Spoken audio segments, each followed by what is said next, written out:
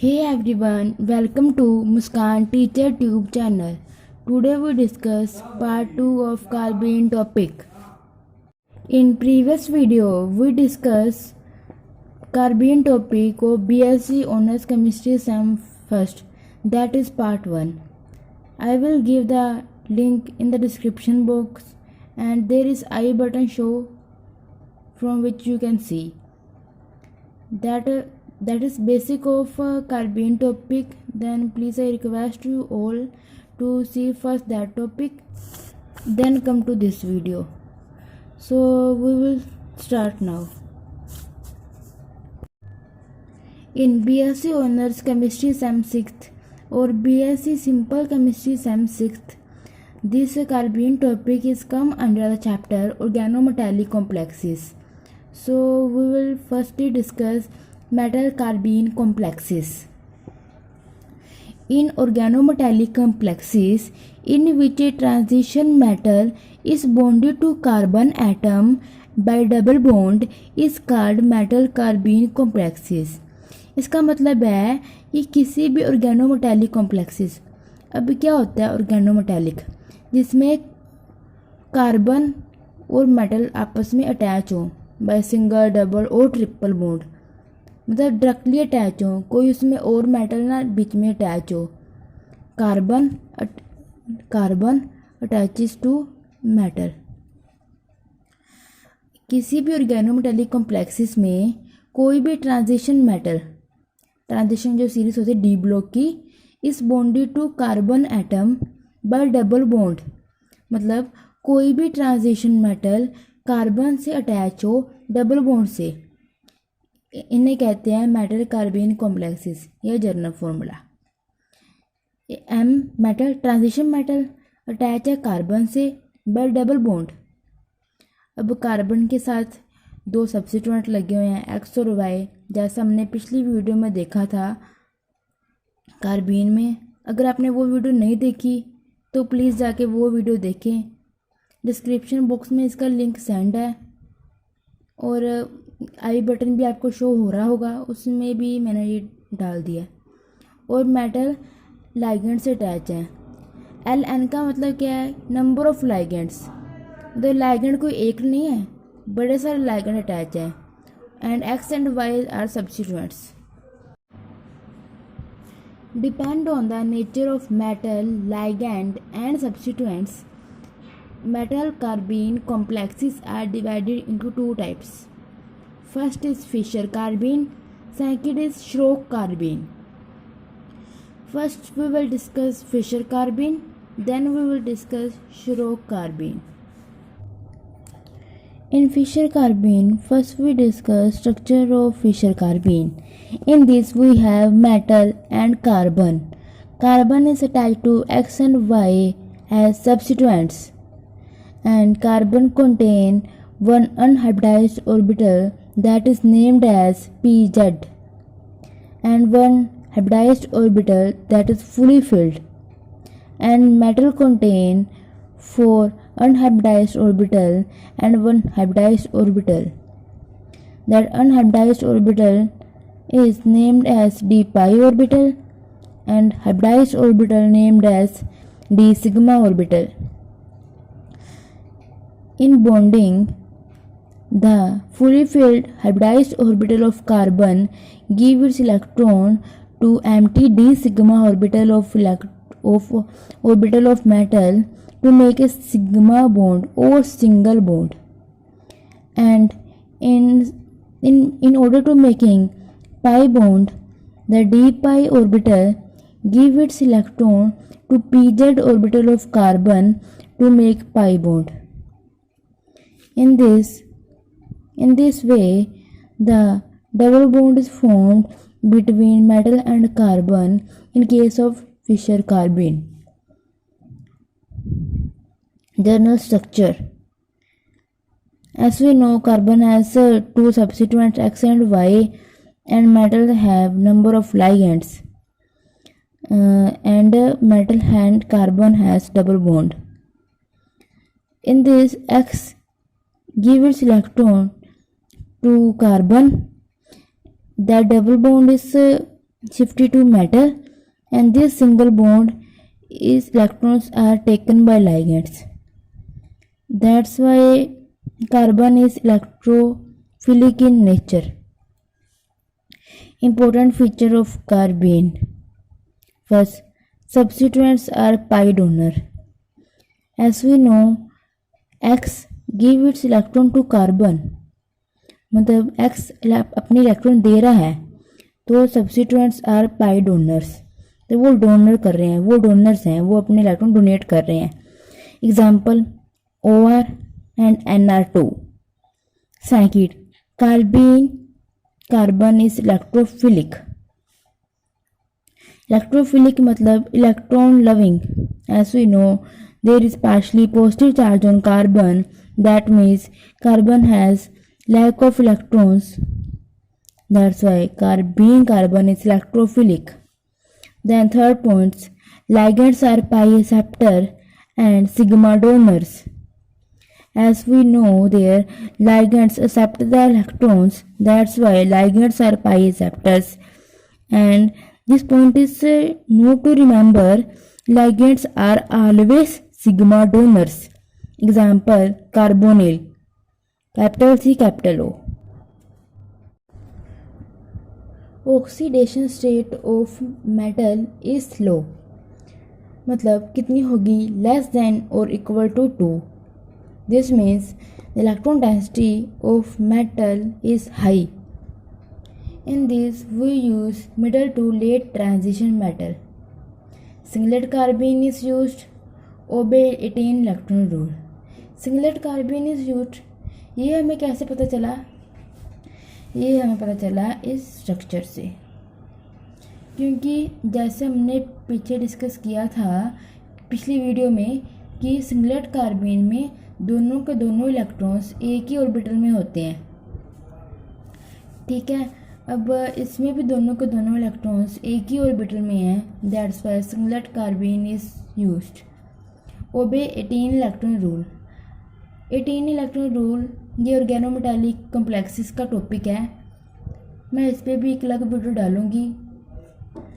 पहले आप यहाँ पे आप ओवरव्यू कर लीजिए.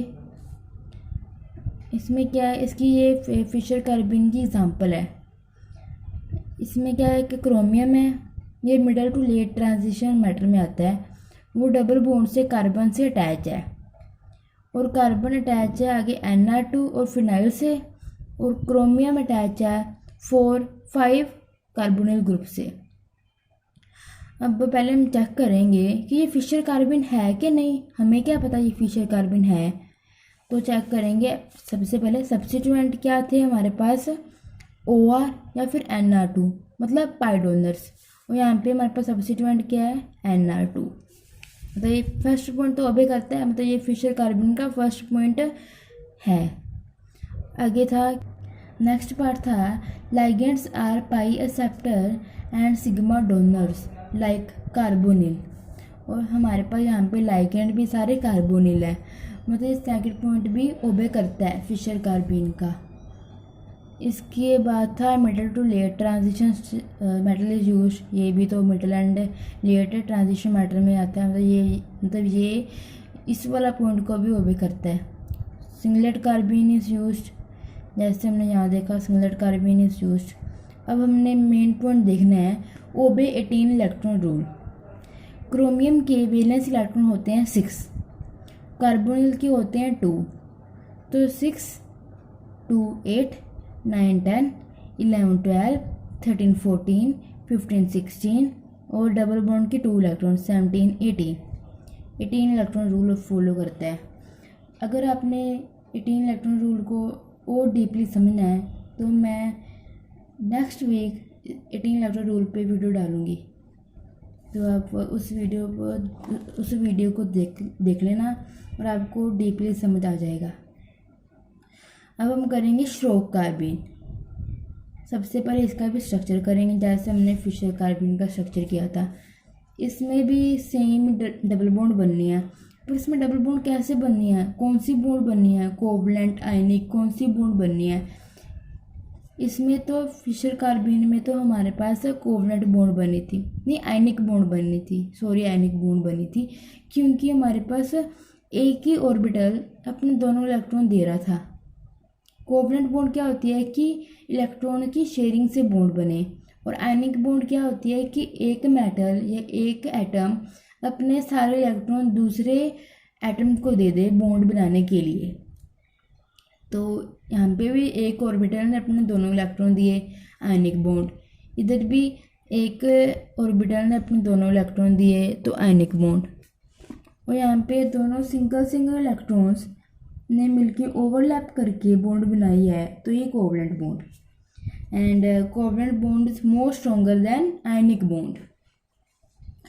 यहाँ पे भी कार्बन है, दो सब्स्टिट्यूएंट से अटैच है, एक्स और वाई, चाहे आप इसे बॉन्ड से शो करें चाहे ऐसे शो करें, फर्क नहीं पड़ता। और कार्बन के पास एक अनहाइब्रिडाइज्ड ऑर्बिटल है, that is named as pz orbital, जिसके पास एक इलेक्ट्रॉन है। और एक कार्बन के पास हाइब्रिडाइज्ड ऑर्बिटल है, उसके पास भी एक इलेक्ट्रॉन है। और मेटल के 4 अनहाइब्रिडाइज्ड ऑर्बिटल है, उसमें भी एक इलेक्ट्रॉन है, और एक उसका हाइब्रिडाइज्ड ऑर्बिटल डी सिग्मा, उसमें भी एक इलेक्ट्रॉन है। अब क्या होगा कि कार्बन के हाइब्रिडाइज्ड ऑर्बिटल का एक इलेक्ट्रॉन और मेटल के हाइब्रिडाइज्ड ऑर्बिटल का एक इलेक्ट्रॉन आपस में मिलके सिग्मा बॉन्ड बनाएगा, और उधर मेटल का अनहाइब्रिडाइज्ड ऑर्बिटल का एक इलेक्ट्रॉन और कार्बन का pz का एक इलेक्ट्रॉन मिलके ओवरलैप करके कोवलेंट बॉन्ड बना के पाई बॉन्ड बनाएगा। ठीक है। अब ये हमने पीछे देखा था पिछली वीडियो में, प्रीवियस वीडियो में, कि एक ऐसा कार्बन जिसके अनहाइब्रिडाइज्ड और हाइब्रिडाइज्ड ऑर्बिटल में सिंगल सिंगल इलेक्ट्रॉन हो, उस कार्बन को क्या कहते हैं? Triplet carbon. अब general structure of carbon, Schrock carbon. Carbon के 2 सब्स्टिट्यूएंट एक्स एंड वाई, और मेटल के 4, 5 जितने भी नंबर ऑफ लाइगेंड्स हैं, और मेटल और कार्बन आपस में डबल बॉन्ड से अटैच हैं। इसमें जो कार्बन है उस पर नेगेटिव चार्ज है, पार्शली नेगेटिव, मतलब ये न्यूक्लियोफिलिक हुआ ओबियसली। तो मेटल के पास पार्शली पॉजिटिव चार्ज है।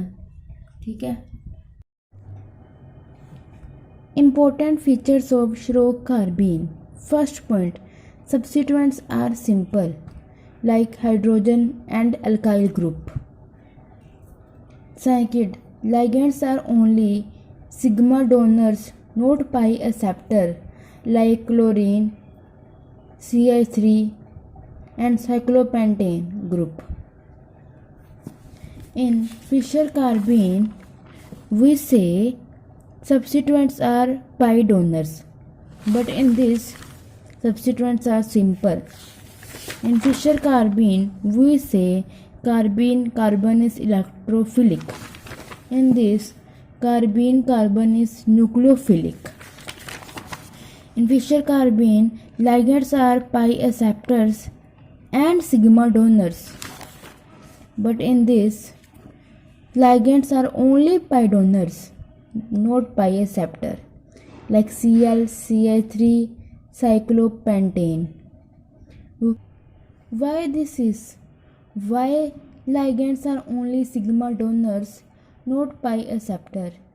This is due to the reason that in this we say the ligands attached to metal which is nucleophilic. This means the ligands not accept the electrons because metal is already electron deficient. That's why the ligands are not pi acceptors. And I will say previously ligands are always sigma donors, so that point is there. Oxidation state of metal is high. Oxidation state is equal to and greater than 3, low electron density. In this triplet carbene is used, that we discussed already previously. In this we say carbon has 1 electron in unhybridized orbital and 1 electron in hybridized orbital. This is a symbol of triplet carbene, and this is signs of triplet carbene. Early transition metal is used. In Fischer carbene, we say middle to late transition. Early transition metal are used. Please like, share and subscribe the video and share the video to spread the knowledge.